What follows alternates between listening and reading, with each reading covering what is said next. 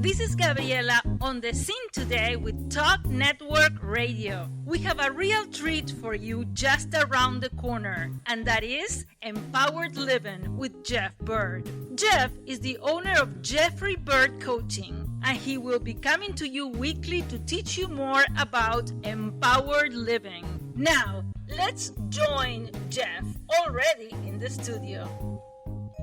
Hello and welcome. I'm Jeff Byrd with Jeffrey Byrd Coaching, and this is Empowered Living.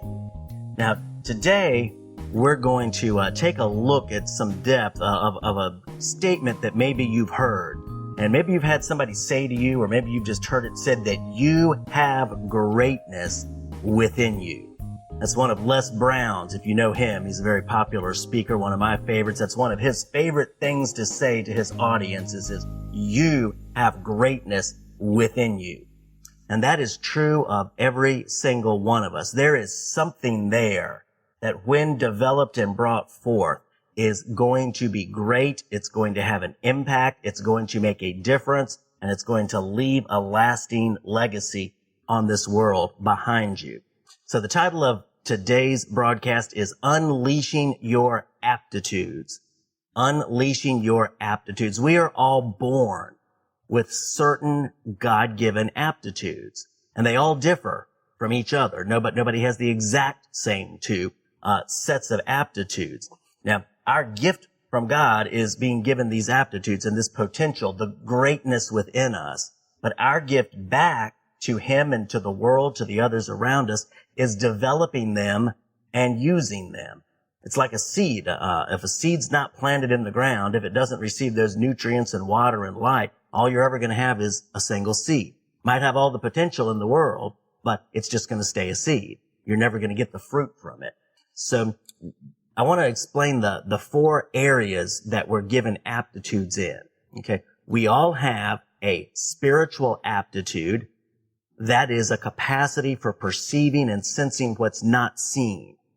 We have a spirit that can sense things. We have intuitions. We have gut feelings, we call them, and we have a capacity for faith in different arenas. So there's a spiritual aptitude that each one of us receives. There's also an intellectual aptitude, the capacity for thought and for reason and for understanding and figuring things out. We have an intellectual aptitude. And then thirdly, we have an emotional aptitude. That's our ability to connect, to feel with other people, to have empathy and sympathy, and to understand and to actually experience the emotions we have. Not to bury them, not to stifle them, to actually allow them to be and to make us part of who we are. Doesn't mean we're controlled by them, but it means we have them. And our ability to embrace those and then to understand them in others creates our emotional aptitude. And then lastly, we all have a physical aptitude.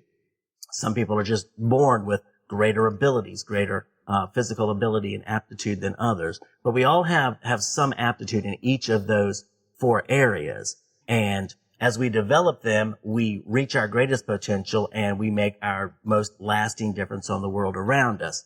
But I want to picture these aptitudes today, and picture a glass. Picture a nice sized glass. And that represents our capacity in each of these areas. Now, we all have different size glasses. We don't all have the same capacity in each of these areas, but we all have a capacity. And whatever our capacity, our aptitude is, that's, if the glass is full, that's 100% of our aptitude. Now, if we're doing something, if we're engaged in activity or work or something, and it only utilizes, say, 60% of our aptitude in one of those four areas, we're going to have a 40% boredom and lack of fulfillment factor by having an aptitude that's greater than what we're actually using. For example, if you have an intellectual aptitude, you're a lot smarter than what's being asked of you on a particular job. And you can just do that job, with your eyes closed. You're going to be bored because it's not utilizing all that you have. There's going to be that rest of you that wants to be developed, that wants to be more, that wants to be more utilized. That's just going to be bored, and it's not going to be fulfilling. So if we, as we develop ourselves and our work, And that doesn't mean just job work. That means our work in life plus our careers. And the more of our aptitudes are utilized by what we do, the more fulfilled we're going to be and the less bored we're going to be. Okay. And now the thing is that there is actually no limit to our potential in the areas of these aptitudes, because as we expand and start increasing and getting towards the upper limit of our aptitude and we grow, we develop more aptitude. It just keeps going. It keeps going. It keeps getting bigger. It's like getting a bigger and bigger and bigger glass, because we keep developing. We don't just have the same aptitude as we're born with. As we develop, we get more aptitude, and we can keep developing and keep developing. And there's never a limit on that. Nobody except you can cap your potential. Nobody except you can cap your potential. So it's important to look at these things and to continually be developing them, because they are going to constitute our greatest impact on the world.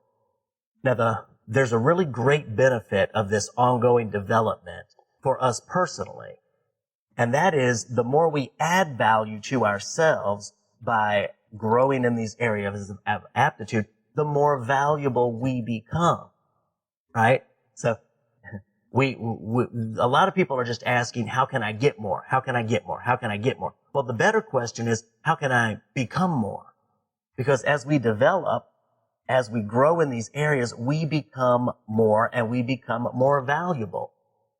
When we're bringing more good thought, more understanding, more wisdom, more insight, more skills to the table, we become more valuable. We can actually get paid more. We can qualify for different or better jobs or promotions that utilize more of it and in turn recompense us better than what we're doing. And we also were able to add more value to others. The more value I add to myself, not only am I more valuable and worth more, I'm also more able to add value to others. But we always want to make sure that what we're doing is in an area of our strength. We don't want to spend a lot of time developing areas that we're not very good at, because we're never going to get so good in them.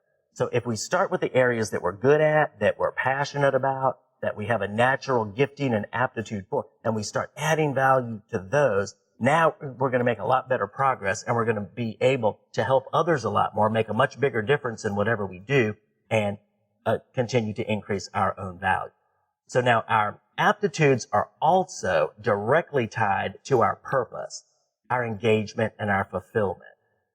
If you've got somebody with a really strong spiritual aptitude, well, probably engineering may not be their thing. You know, they may be more designed towards a pastoral role or a counseling role or something like that. If you've got somebody with super strong intellect, maybe they're going to be more geared towards engineering or a doctor or those things that require a lot of understanding and very precise thought. So it really pays to find out what those aptitudes are and then find that that's going to be an area when we utilize those, that's going to be something that's purposeful for us, that makes us more valuable and that allows us to add more value to others. So, and we're going to be a whole lot more interested and we're going to be a whole lot more engaged in what we do when we're utilizing those aptitudes.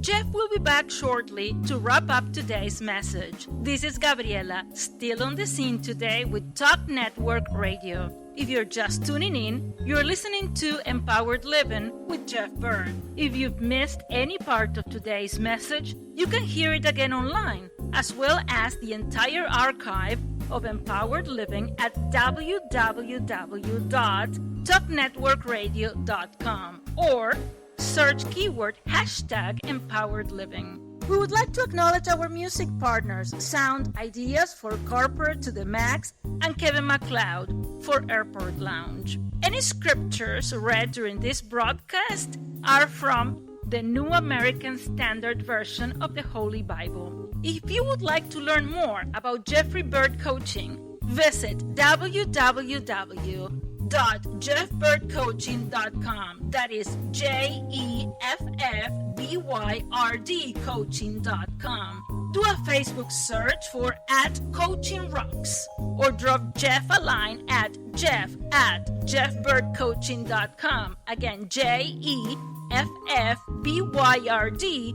coaching.com. Let Jeff's coaching rocks be the building blocks of your empowered success. Now, let's go back to Jeff for the rest of today's message. I want to give a few tips to developing our aptitudes and reaching our greatest potential. They are, number one, determine your areas of interest and your greatest strengths. Okay. And it's interesting. I run into so many people and I ask them about this. So what would you like to do if money and fear and none of those things were a factor? What would you like to do? And they look at me with this blank look and say, I honestly have no idea. And that's a shame. We need to have an idea of that, of what our greatest interest and our greatest strengths are so that we can know what to develop. And then number two, we want to be able to envision how developing in those areas of our aptitude could add value to ourselves and others. We need a picture. We need to cast a vision. The best leaders cast great vision, be that for themselves or for the people that they're leading. But we need to have a vision, be able to have a picture of, okay, if I develop in these areas, as I go along, how's this going to help me? How's this going to make a difference? If you take a college student that doesn't have much of a vision, they're probably not going to be a very good college student. And it's the same in life. If we don't have a vision of why this matters, why this is important, how this helps me, how this helps other people in something, in an area that we're passionate about, we're not going to spend a whole lot of time or put a whole lot of effort into developing. Okay, number three is devour resources from those further along in their development. Now, there's always going to be somebody ahead of us in the areas that we're growing in. There's always going to be somebody behind us that we can help. But what we want to do is find those people who are further along and start learning from them, learning before we get into a situation where we have to learn.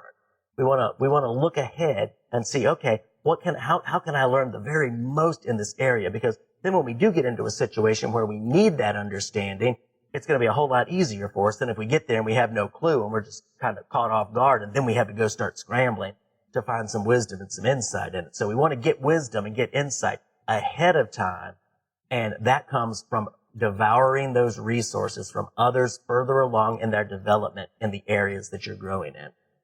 Number four is find new ways to use your gifts and abilities. Never start envisioning and imagining and being creative about how you can use your gifts and abilities. Be open to opportunities, number one. Look for them, think about them, and be open to ideas from other people. And as you get out there and do the ideas that you already have, new ideas are going to emerge. New people are going to come along with different ideas that can help expand. So always be looking for those new ways to use your gifts and abilities.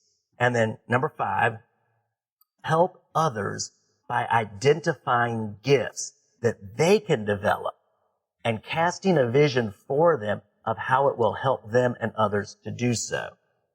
It's super, super helpful. Most of us weren't just born understanding our gifts.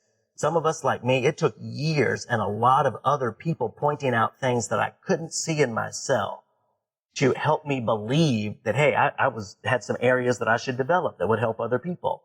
And they helped cast a vision for me. And now it's a joy, it's a real privilege and a joy for me to be able to do that for others. I love helping find gifts and calling them out in other people. And so often, they're so encouraged. If I see something and I call it out and say, hey, you're really good in that, a couple of people are coming to mind. One just this past week, I was speaking at a Chamber of Commerce meeting, and there was a young man there that was just really focused on what he wanted to do and his purpose and his vision. And I just told him in the little group the breakout group we had, I said, you've got a really great sense of focus. My money's on you because you've got a passion and you've got a focus. And he was so encouraged by that. Just calling out things in other people that they don't see. And then casting a vision of how that's going to benefit them and other people for them to